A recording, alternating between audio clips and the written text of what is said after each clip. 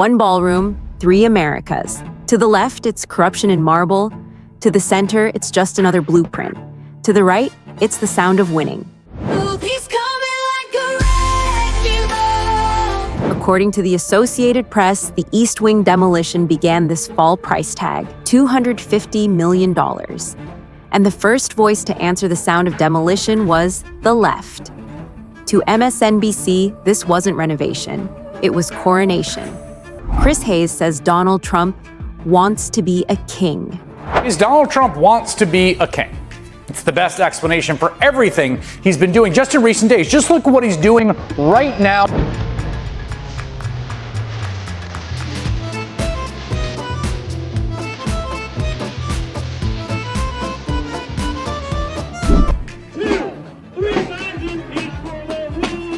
He cites the 19th century Anti-Deficiency Act, claiming Trump is spending without Congress.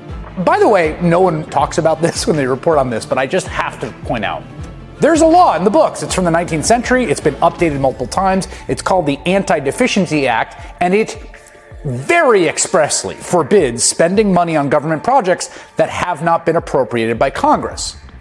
Like, pretty black and white. So it's truly not clear this is at all legal.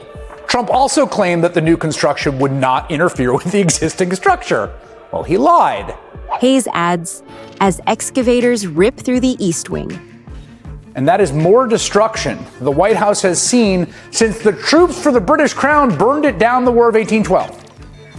Trump wants the White House to be a kingly palace, and so he is doing his own renovation. He's ripping up the East Wing to build a grand gilded ballroom. MSNBC's frame is clear a palace replacing a republic.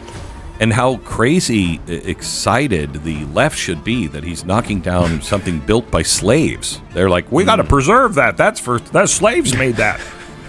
It's weird. But while the left shouted about crowns and crimes, the center asked a quieter question: what's really being built? And on Blaze TV, Glenn Beck had an answer. How does it work? The president says, I want to change the White House. Okay. And the White House architect says, how would you like to change it? And he says, this way. And they say, okay, well, you need to approve all the permits. Okay, I approve all the permits. Okay, we change it. That's literally how it happens. Really? Yeah. They can do anything they want. Well, I mean, within reason. I mean, when I say within reason, I think with restraint from public outcry. Then the conversation turns historic.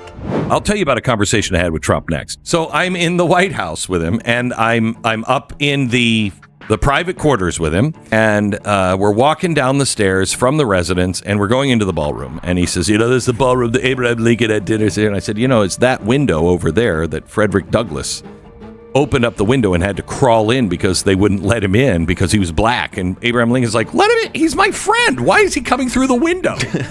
And we were talking about all the history of the ballroom and that it's very, very small because it was built in the 1700s. And we keep using that ballroom. And he's like, you got to have a bigger ballroom. We have it out in the wet and the cold and the rain and yada, yada, yada. And so he said, we come over to a window, and he's like, right there, I got to build a big, beautiful ballroom.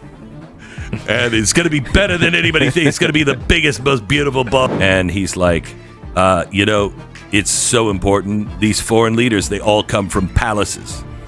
And they don't understand. And I know, the White House is different, America's different, but they understand power in a different way.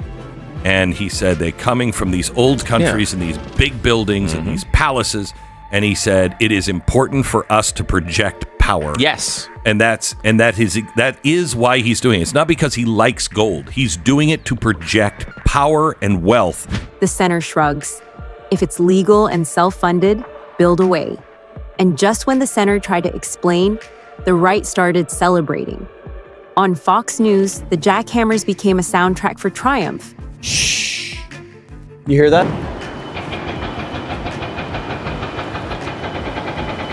If you live in D.C., get used to those sweet, sweet, soothing sounds of demolition. The president's building the biggest and most beautiful ballroom in the world, and it's free. Trump and donors put up the money. The left struggling over the fact that Trump's a consequential president. So consequential that he's not only rewiring world trade, cutting historic peace deals, he's leaving a lasting physical legacy right on top of the White House that no one will ever be able to take away. In fact, future Democrat presidents, if there ever are any, will enjoy it. The walls are coming down. Cameras capture the dust, experts debate the purpose, and each side names its own villain. The renovation continues, permits filed, foundations checked, opinions poured in concrete. Some call it preservation, others call it power. But for now, it's still the same address, 1600 Pennsylvania Avenue, where every change is history under construction.